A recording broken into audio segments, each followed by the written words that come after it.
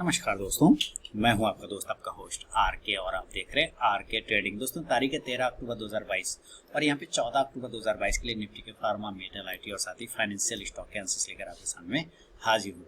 सबसे पहले यहाँ पे देखिए दोस्तों, बैंक निफ्टी का चार्ट है आपके सामने। मुझे लगता है बैंक निफ्टी कल इस तरह से, क्योंकि ग्लोबल मार्केट भी अच्छा खासा सुधरा हुआ दिख रहा है और जिस तरह से इस ट्रेंड लाइन को आज इसने ब्रेक डाउन किया था और काफ़ी नीचे आया था, हम लोगों ने पुट ऑप्शन में ट्रेड भी किया था, प्रॉफिट बनाया था, लेकिन यहाँ पर आने के बाद थोड़ा एक flag pattern, bearish flag pattern बना रखा है। मुझे लगता है इस बियरिश फ्लैग पैटर्न को कल ऊपर की साइड में ब्रेकआउट कर सकता है, तो ध्यान रखिएगा। लेकिन फिलहाल मैं फार्मा स्टॉक से स्टार्ट करूंगा। सबसे पहले हम लोग किसको देखेंगे? इंडाइसेस को देखेंगे। तो चलते आते हैं इंडाइसेस के आसपास में। तो ये इंडाइसेस में अब डेली के चार्ट पे फार्मा पे आ गए। देखिए आज भी पॉजिटिव रहा है, मजबूत तब तक जब तक ये 12,700 के ऊपर टिका हुआ है। तो 12,700 के ऊपर बना रहे तो आप भी बना रही, और अगर ये 13,000 के ऊपर निकल जाता है तो मूवमेंट आपको फार्मा में बनना स्टार्ट हो जाएगा। अब एक एक करके इसके स्टॉक्स की बात कर लेते हैं दोस्तों। लेकिन बता दूं, अगर आर के ट्रेडिंग मोबाइल ऐप को डाउनलोड नहीं किया तो डाउनलोड कर सकते हैं लाइव मार्केट में कॉल के लिए, और साथ ही आप टेलीग्राम चैनल को भी ज्वाइन कर सकते हैं। वीडियो के डिस्क्रिप्शन में लिंक है। और बता दूं, मेरा 16 अक्टूबर 2022 को दोपहर 12 बजे healing strategy for positional trading के लिए एक वेबिनार ऑर्गेनाइज हो रहा है, जो मेरे मोबाइल ऐप के थ्रू आप ज्वाइन कर सकते हैं, जिस पर पूरा का पूरा फोकस पोजिशनल ट्रेडिंग पर रहेगा कि किस तरह से stock selection, strategy, entry, exit, trend, ये सब चीज़ों को हम लोग समझेंगे। 595 दे के आप ज्वाइन कर सकते हैं, जिसका इनरोलमेंट लिंक मेरे मोबाइल ऐप पर दिया हुआ है, आप वहां से पे करके ज्वाइन कर सकते हैं।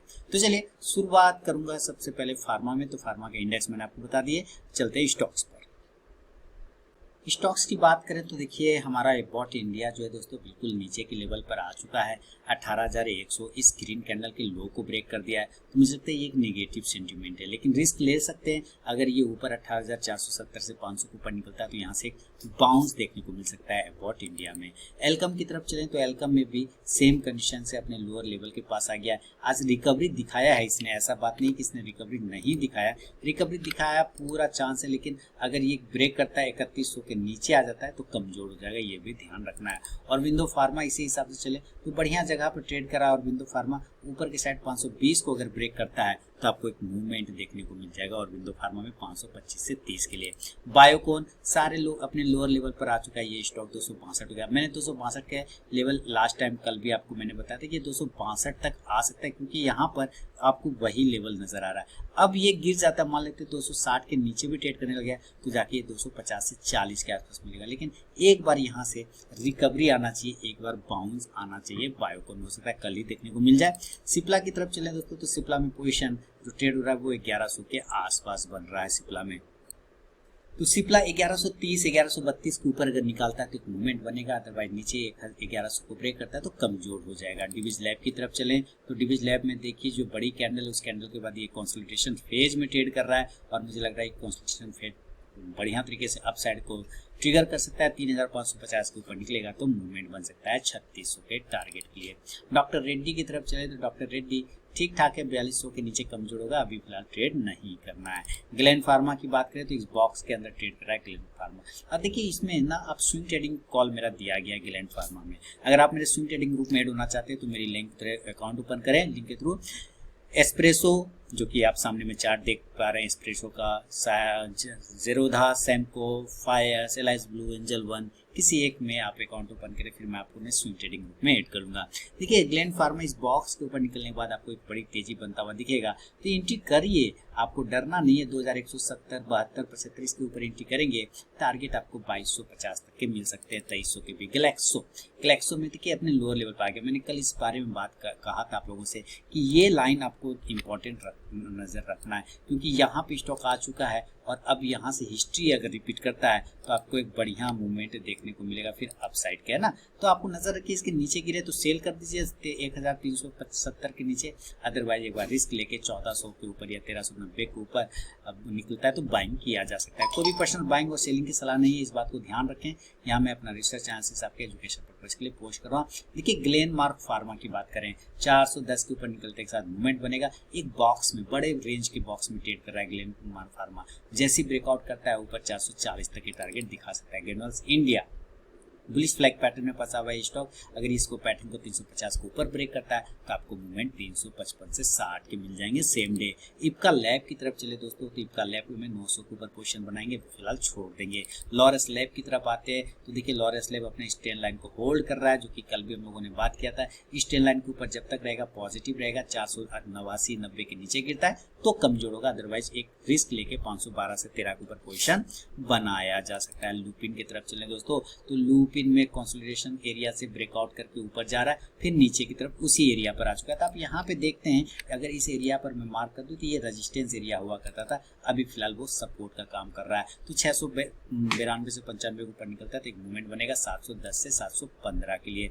नेटको फार्मा की तरफ चले, देखिए नेटको फार्मा में जो पोजीशन बनेगा आपके लिए वो बनेगा इस ट्रेंड लाइन के ऊपर। हालांकि अगर ये एक प्राइस 605 से 610 को भी अगर ब्रेक करता है तो मूवमेंट बन सकता है और बड़ा तेजी बनेगा 625 के ऊपर। फाइजर की तरफ चले दोस्तों तो फाइजर में पोजीशन बनेगा 4350 के नीचे, सेल करेंगे 4300 के लिए। सनोफी बहुत ही बढ़िया स्टॉक है, ओवरसोल्ड हो चुका है, काफी ज्यादा पिटाई हो चुका है। नीचे अगर 5700 को ब्रेक करेगा तो कमजोर हो जाएगा, 5500 तक आ सकता है, अदरवाइज 5850 के ऊपर जाएगा तो 6000 तक के टारगेट दिखा सकता है। सन फार्मा की तरफ चले तो सन फार्मा ने ब्रेकआउट किया, बॉक्स के ऊपर निकला, होल्ड नहीं कर पाया, 972, 75, 73 इसके ऊपर निकलेगा तो टारगेट 1000 रुपए के लिए भागेगा। टोरेन फार्मा ये भी ब्रेकआउट किया पर होल्ड नहीं करता, नजर रखिए जैसे ही 1620 के ऊपर निकलेगा 1650 के टारगेट बन जाएंगे। जेडएस लाइफ सारे टारगेट कंप्लीट कर चुका है इसने, हमारा जितना भी टारगेट था, अब ये एक मूवमेंट आपको बना के देगा। जेडएस लाइफ आपको ध्यान रखना है किस तरह के मूवमेंट आपको कैच करना है। कैच करना है जब इसके ऊपर निकल जाए, यानी कि 425 के ऊपर तक आपको 440 तक के भी टारगेट बन सकता है जेडएस लाइफ में। तो दोस्तों ये था निफ्टी के फार्मा स्टॉक पे व्यू। चलेंगे मेटल की तरफ। मेटल में सबसे पहले मेटल इंडाइसेस की बात करेंगे। मेटल इंडाइसेस में आपको तेजी देखने को बन सकता है, लेकिन ये अगर 5870 के ऊपर निकलेगा तब, और अगर ये 5750 के नीचे निकल जाता है तो आपको कमजोरी भी यहाँ से स्टार्ट हो जाएगा मेटल में, ये ध्यान रखना है। तो ये था दोस्तों मेटल का इंडाइसेस। अब चलते हैं इसके सारे स्टॉक्स पर एक एक करके। सबसे पहले अडानी इंटरप्राइजेस की बात करें कि जबरदस्त सपोर्ट ले रहा है अडानी इंटरप्राइज। अगर इस बड़ी वाली जो रेड कैंडल है 3100 का लो है, इसके नीचे अगर निकलता है तो सेल करेंगे 3000 के टारगेट के लिए, और अगर ये 3340 से 50 के ऊपर निकलता है तो फिर बाय करेंगे। एक कंसोलिडेशन फेज में फंसा हुआ है इसकी ट्रेडर, 3300 के ऊपर भी बाय करके चल सकते हैं। एपीएल अपोलो मजबूत स्टॉक है, बढ़िया स्टॉक है, और अपसाइड के लिए सारे कैटेगरी सारे क्राइटेरिया इसने पास कर लिए और टारगेट भी अचीव कर दिया। नीचे ब्रेक करेगा 1070-75 के नीचे तो सेल करेंगे दोस्तों। हिंडाल्को आज गैप अप खुला किसी न्यूज़ की वजह से, लेकिन सारा अपना पोजीशन खत्म कर दिया। इस ट्रेन लाइन पे, एक्चुअली ये जो ट्रेन लाइन था डेली के चार्ट पे, उसको इसने ब्रेक नहीं कर पाया, और उसके ऊपर अगर ये क्लोज कर जाता तो मजा आ जाता, लेकिन नहीं कर पाया। इसके ऊपर सस्टेन करेगा, जिस दिन क्लोजिंग स्टार्ट करेगा 413-14 के ऊपर, देन पॉजिटिव हो जाएगा, सीधे वहां से गिरावट हुआ। कल अगर वापस ब्रेक करता है 400 को तो और कमजोर हो जाएगा, 395-390 तक आ सकता है। हिंद कॉपर की बात करें तो हिंद कॉपर 112 रुपए के ऊपर पोजीशन बनेगा हिंद कॉपर में, इस बात का ध्यान रखना है। एक बढ़िया रेंज को टेस्ट करता हुआ दिखाई दे रहा है। हिंद जिंक सेम कंडीशन में से ब्रेकआउट अगर करता है ऊपर की साइड में हिंद जिंक, तो आपको लेवल बन जाएगा 292-93 के ऊपर। देखिए शॉर्ट टर्म कॉल दिया गया है, स्विंग ट्रेडिंग कॉल दिया गया है हिंद जिंक में। अगर आपको भी स्विंग ट्रेडिंग कॉल प्राप्त करना है तो मेरे लिंक के थ्रू अकाउंट ओपन करें, espresso, fire, Selous, blue, Angel One, Zerodha किसी एक में, फिर मैं आपको अपने स्विंग ट्रेडिंग ग्रुप में ऐड कर लूंगा। वीडियो के डिस्क्रिप्शन में अकाउंट ओपनिंग लिंक दिया गया है। जिंदल स्टील की बात कर ले दोस्तों, जिंदल स्टील में पोजीशन 448 से 450 के ऊपर बनाइएगा, उसके पहले नहीं। इसके अलावा जेएसएल की बात करें तो जेएसएल नीचे ब्रेक करता है 120 को तो प्रॉपर सेल में चला जाएगा, क्योंकि इंपॉर्टेंट सपोर्ट एरिया इसके नीचे सेलिंग देखने को बनेगा। बाइंग के लिए अपसाइड में 131 के ऊपर निकलेगा तब। जेएसडब्ल्यू स्टील की तरफ चले तो जेएसडब्ल्यू स्टील में पोजीशन 637 से 38 के नीचे सेलिंग करेंगे और 660 के ऊपर बाइंग करेंगे। मोइल की बात करते हैं तो मोइल में जो अभी लो लगा लीजिए 147 का स्टॉप लॉस पकड़ के चले, और ऊपर अगर 152 से 53 को ब्रेक करता है तो फिर ब्रेकआउट आएगा 155 के लिए। नेशनल एल्यूमिनियम की बात करें, अपसाइड में 73 रुपये 50 पैसे के ऊपर निकलेगा तो मूवमेंट बनेगा। रत्नामणि मेटल्स बढ़िया स्टॉक है, और देखिए अपने हाई पर वापस पहुंच चुका है रत्नामणि मेटल्स स्टॉक। मैंने इसके बारे में भी बोला भी था कि ये स्टॉक आपको निराश नहीं करेगा। अगर अभी 2100 के ऊपर निकलेगा तो 2200 के टारगेट बना के देगा। सेल की बात करें, सेल एक बार वापस इस ट्रेंड लाइन के आसपास आ जाता है 75 के आसपास, दैनिक एंट्री मौका मिलेगा। अदरवाइज जब तक 84 के ऊपर नहीं निकले तब तक पोजीशन मत लीजिएगा। टाटा स्टील आज भी 100 के आसपास ट्रेड कर रहा है। बड़ी अच्छी बात है कि ये ट्रेंड लाइन के आसपास ट्रेड कर रहा है, यानी कि अपने सपोर्ट एरिया के पास में 95 का एक मजबूत सपोर्ट देखने को इसमें मिल रहा है, इसके नीचे जाने पे गिरावट होगा, अदरवाइज यहाँ से ये बाउंस करके फिर ऊपर जाएगा। वेदांता की तरफ चले दोस्तों, तो वेदांता में पोजीशन बनाएंगे 302 से 3 रुपए के ऊपर, उसके पहले नहीं लेंगे। ब्लैकस्टोन कॉर्प की बात करें तो अगर नीचे की साइड में दोबारा 236 को ब्रेक करता है तो सेल करिए, अदरवाइज 250 45 के ऊपर अगर निकलता है तो एक बार इंट्राडे में 250 तक जा सकता है, ये ध्यान रखना है। तो ये था दोस्तों निफ्टी के फार्मा के बाद मेटल पे व्यू। चलेंगे IT सेक्टर की तरफ में। IT में IT इंडेक्सेस की बात करें 27,750 से 800 के ऊपर निकलेगा तो ये मूवमेंट बनेगा 28,000 के लिए, और नीचे अगर ये ब्रेक करता है 27,300 को तो कमजोर हो जाएगा, इस बात का ध्यान रखना है। अब एक एक करके इसके स्टॉक्स की बात कर लेते हैं। कोफोर्ज पे नजर रखिए सबसे पहले आप। कोफोर्ज अगर 3660 के ऊपर निकलता है तो वह 3720 की तरफ जाने की कोशिश करेगा। HCL टेक्नोलॉजी पॉजिटिव है, मैं तो बार बार इस स्टॉक के बारे में बोल भी रहा था कि भाई इसमें खराबी कुछ भी नहीं है, थोड़ा समय का मारा हुआ है, और आज देखिए इसने इस बात को प्रूव भी किया है। मेरे ख्याल से ये इस बॉक्स के ऊपर अगर ये सस्टेन कर जाए, जो कि रेंज आ रहा है थोड़ा सा रेंज ऊपर का है, तो ये रेंज आ गया है लगभग समझिए 985 के आसपास का है ना, 990-85, इसके ऊपर क्लोजिंग कर जाए तो आपको मूवमेंट बन जाएगा। इस बॉक्स के ऊपर निकलना है। एक राउंडिंग बॉटम यहाँ से बनाता हुआ ये स्टॉक दिख रहा है। अगर आप मैं आपको दिखाऊँ यहाँ इसका राउंडिंग बॉटम, तो आप बिल्कुल आप इस तरह से देखें तो ये एक राउंडिंग बॉटम पैटर्न बनाते हुए नजर आ रहा है। तो इसको अगर ब्रेकआउट करेगा ऊपर तो आपको एक मूवमेंट बन सकता है। तो ये है HCL टेक। इसके अलावा हम लोग बड़े HCL टेक के बाद इन्फोसिस की तरफ में। तो इन्फोसिस जो ट्रेड हो रहा है अभी 1420 के आसपास में ट्रेड चल रहा है, और अगर ये 1420 के ऊपर निकल जाता है तब आपको एक पोजीशन 1430 इस लाइन के ऊपर आपको ध्यान रखना है। इसका प्राइस आता है 1430 के ऊपर, पहले 30 के ऊपर ही रहे, और 1450 के ऊपर मजबूत आ जाएगा। 1430 के ऊपर थोड़ा स्ट्रेंथ बदलेगा, 1450 पर मजबूत हो जाएगा।